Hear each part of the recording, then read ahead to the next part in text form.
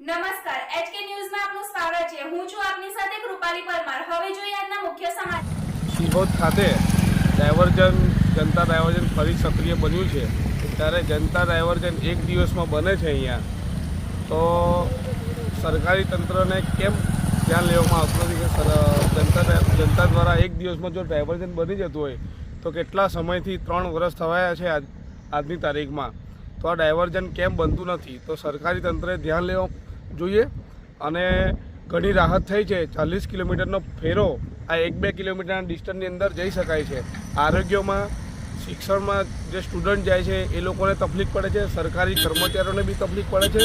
તો આવનાર દિવસોમાં તાત્કાલિક રીતે આ ડાયવર્ઝન વ્યવસ્થિત બનાવવું જોઈએ તેથી ડાયવર્ઝનના લીધે લોકોમાં રાહત અનુભવાય અને લોકોને તકલીફ ના પડે કેમ કે 40 કિલોમીટરનો ફેરો મારીને જવું પડે છે।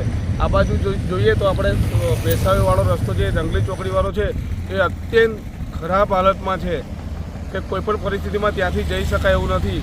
અને આ બાજુ છે ડુંગરવટવાળો રસ્તો ત્યાં બી ડાયવર્ઝન બનાવેલું છે, ત્યાં ભારે વાહનો બી જતા નથી તો સ્કૂલના છોકરાઓને જવામાં બી ખૂબ જ તકલીફ પડે છે।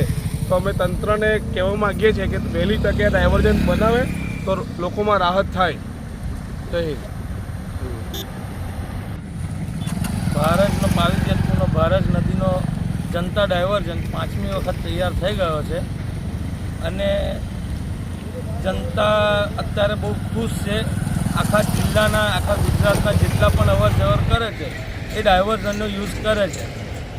સ્થાનિક તંત્રને કેટલી વાર કીધું કે પેલો જે ડાયવર્ઝન બનાવ્યો હતો એ રિપેરિંગ કામ પણ હજુ લગીને એ લોકોએ ચાલુ કરેલ નથી અને આ જનતા ડાયવર્ઝન 5મી વખત બનાવ્યો તેમાં પણ બધા જ જાય છે, એમાં મંત્રી પણ જાય છે અને બધા જ ધારાસભ્યોથી લઈને બધા જાય છે પણ અત્યાર લગીને કોઈની આંખો ખુલતી છે નહીં। મારું નામ પંચાલ જીગર કુમાર મહેન્દ્રભાઈ।